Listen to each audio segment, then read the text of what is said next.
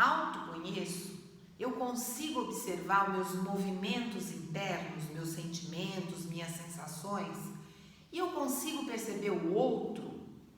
O que isso tem a ver com comunicação? O que isso tem a ver com prática do exercício da liderança? É para isso que nós estamos aqui hoje, para conversar com vocês, dando continuidade aos nossos vídeos anteriores, dos 8 passos para a melhoria da nossa comunicação, para uma comunicação mais eficaz. Então, se você ainda não acompanhou, lembre-se, se inscreva aí no nosso canal para você poder acompanhar os vídeos que já foram feitos e daqui para frente até completar essa sequência de 8 passos, ok? Então hoje, como a Denise mencionou, é o nosso terceiro passo, auto e autopercepção. Vou falar primeiro da autopercepção. O quanto o meu autoconhecimento está ligado a essa autopercepção. Eu consigo observar os meus sentimentos, como é que eu estou me posicionando em relação a algum tema que eu queira comunicar? Qual é a diferença que isso vai poder fazer? Muito bem. E também nós vamos falar da autopercepção, que na verdade é a percepção do outro. No processo de comunicação, é importante que eu esteja atento às condições emocionais da pessoa que está ali comigo conversando, do interlocutor. É importante eu criar um ambiente que favoreça essa comunicação fluir bem, com confiança, com aprendizado para ambas as partes. Esse vai ser o nosso foco na nossa conversa aqui hoje. E para iniciar, é muito importante relembrar os primeiros passos, porque eles estão todos conectados. Eu tenho que criar uma disponibilidade interna, sem juízo de valor, abrir a minha mente, estar com a mente muito atenta para aquilo que eu quero comunicar. Tenho que ter conhecimento, que foi o segundo passo, e capacitação sobre o tema, porque isso vai gerar uma confiança para as pessoas que eu estou transmitindo. E esse terceiro passo está ligado a essa questão desse entendimento de como eu funciono. Se eu estiver, por exemplo, num momento difícil ou irritado, lógico que isso vai abalar aquilo que eu quero comunicar. Então eu tenho que estar com a mente serena, eu tenho que estar confiante naquilo que eu quero transmitir, para que eu possa então garantir qualidade no que eu vou comunicar.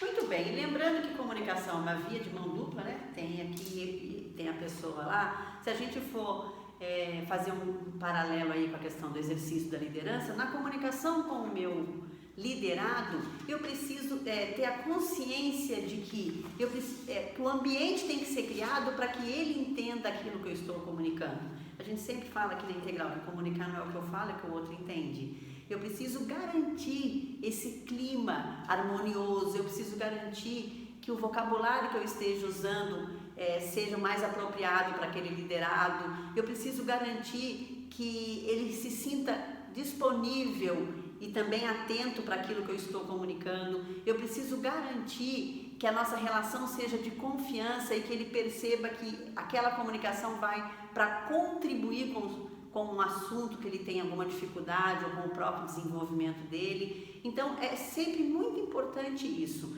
Não adianta eu ter um discurso que atenda às minhas necessidades. Se eu quero comunicar, eu preciso ter uma fala ou um discurso que atenda a necessidade do outro. Claro. Então, tudo isso que nós já falamos influi bastante. Criar esse ambiente, esse cenário gostoso, esse ambiente mais sereno, para que a mensagem possa ser bem clara, né? E para isso nós precisamos, para ajudar, citar alguns exemplos claros.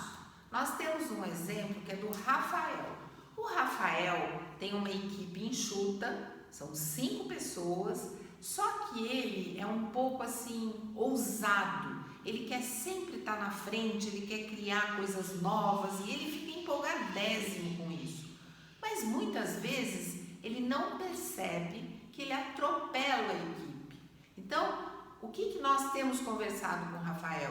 Dessa serenidade que ele precisa atingir para fazer pergunta para a sua equipe sobre o tema, antes de já chegar despejando tudo que ele pensou, tudo que ele imaginou, ele vai fazer um processo, fazer perguntas sobre aquele tema, o que a pessoa acha, como ela se coloca, de que forma eles poderiam viabilizar aquilo que ele está querendo propor. Então, ele traz para a conversa o outro, ele atrai o outro.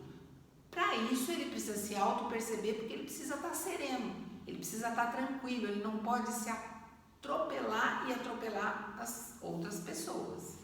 E é legal isso que a Marilena está falando, porque ele traz para a gente esse pensamento de que eu preciso, nesse processo de comunicação entre o alto e o alter, exercitar um pouco a escuta, né? Então, assim, vamos começar o diálogo ouvindo primeiro quais são as expectativas, quais são as percepções do outro. Quando eu faço esse exercício da escuta inteligente, com atenção, com disponibilidade, como eu já vi lá atrás, sem juízo de valor, mas tentando entender realmente que mensagem o outro está trazendo para mim, é mais fácil que eu consiga depois conduzir esse diálogo de uma forma a atender melhor as expectativas do outro. Eu vou continuar dando a minha contribuição técnica, a minha contribuição, inclusive pessoal, às vezes, na relação, mas depois que o outro se colocou as suas expectativas, e eu consigo fazer isso com maior facilidade. Claro. E lembrando sempre que o Rafael está conseguindo fazer o que a gente chama de processo do próprio ego. Ele está conseguindo conter todo esse ânimo dele para algo um pouco mais sereno e mais equilibrado, incluindo o outro. Então, isso faz parte da autopercepção. Eu tenho que me autoperceber para conseguir incluir o outro na conversa. Então, você veja que é um movimento alto e alter. Muito bem, é isso mesmo, assim, o que a gente quer agora é que você pare para pensar um pouquinho. No seu exercício prático de liderança, você tem conseguido fazer esse movimento na hora da conversa com a sua equipe? Além de estar com a mente atenta, de dominar o assunto, eu consigo serenar na hora da conversa, ouvir as expectativas do outro, ler nas entrelinhas, entender o que realmente ele está precisando e contribuir daí então com uma comunicação mais eficaz, que realmente vai fazer com que ele compreenda, com que ele não fique na resistência, que ele tenha confiança naquilo e que a gente tenha um resultado melhor. Essa é uma grande tarefa para você fazer aí, né? Pensar um pouquinho nisso na sua prática. Exatamente. Então, vamos praticar. Lembrando sempre, não adianta muita informação sem prática. Então, queremos que saia do plano intelectual e você use direto na sua prática. E com certeza isso vai melhorar a sua comunicação. Obrigada pela atenção e até a próxima. Isso, até a próxima nós vamos falar do 4º passo. Então, vai fazendo aí a conexão dos passos que você vai ver que no resultado disso vai ser muito legal.